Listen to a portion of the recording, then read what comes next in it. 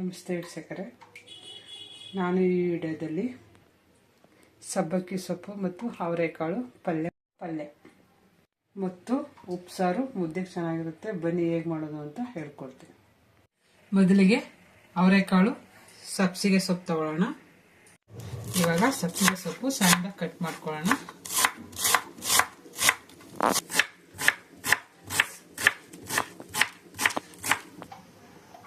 ಈ ತರ ಸಣ್ಣದಾಗಿ ಕಟ್ ಮಾಡಿ ಇಟ್ಕೊಳ್ಳೋಣ. ಇವಾಗ ಅವರೆಕಾಯಿ ಬೇಯಕ್ಕೆ ಮಡಕೆಯಲ್ಲಿ ನೀರು ಇಟ್ಕೊಳ್ಳೋಣ.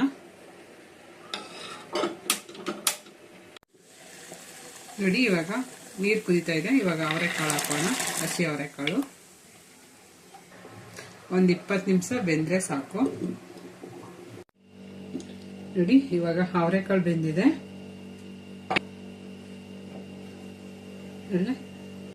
ಇವಾಗ ಸಬ್ಬಕ್ಕಿ ಸೊಪ್ಪು ಹಾಕೋಣ.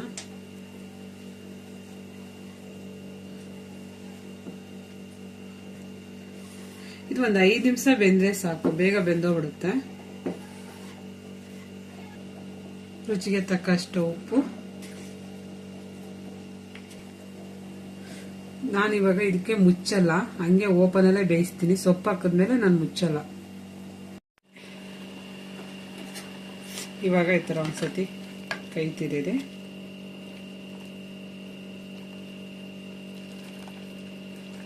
ಎಷ್ಟು ಚೆನ್ನಾಗಿದೆ, ಎಷ್ಟು ಹಸಿರಿಗಿದೆ ನೋಡಿ.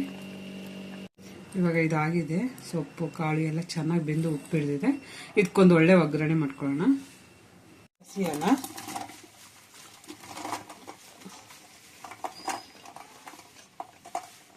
ಚಿಕ್ಕದಾಗಿ ಒಂದು ಒಗ್ಗರಣೆ ಹಾಕೊಳ್ಳೋಣ. ಮೊದಲಿಗೆ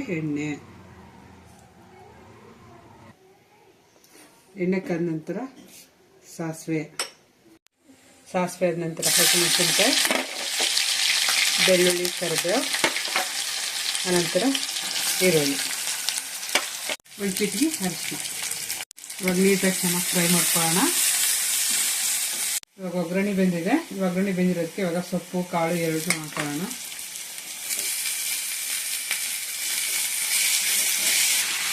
ನೀಟಾಗಿ ಚೆನ್ನಾಗಿ ಮಿಕ್ಸ್ ಮಾಡ್ಕೊಳ್ಳೋಣ. ಉಪ್ಪೇನು ಬೇಡ, ಅವಾಗಲೇ ಉಪ್ಪು ಹಾಕಿದ್ದೀನಿ. ನೀವು ಬೇಕು ಅಂದರೆ ಒಂದು ಸ್ವಲ್ಪ ನಿಂಬೆಹಣ್ಣು ಹಾಕೊಳ್ಳಿ, ಬಟ್ ನಾನು ಹಾಕಲ್ಲ.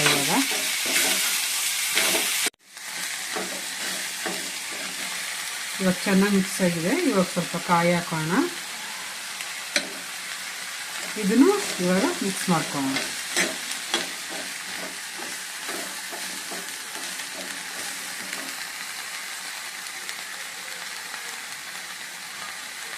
ಈ ಒಂದು 7-8 ಮೆಣಸಿನ್ಕಾಯಿನ ಹುರ್ಕೊಳ್ಳೋಣ. ಸ್ವಲ್ಪ ಎಣ್ಣೆ ಹಾಕಿ. ಇದು ಉಪ್ಸಾರು ಕಲ್ಸಕ್ಕೆ.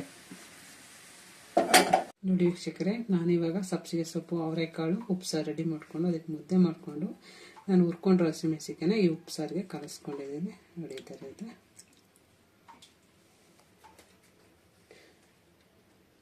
ನೀವು ಮನೇಲಿ ಮಾಡಿ ಹೇಗಿತ್ತು ಅಂತ ಕಮೆಂಟಲ್ಲಿ ತಿಳಿಸಿ.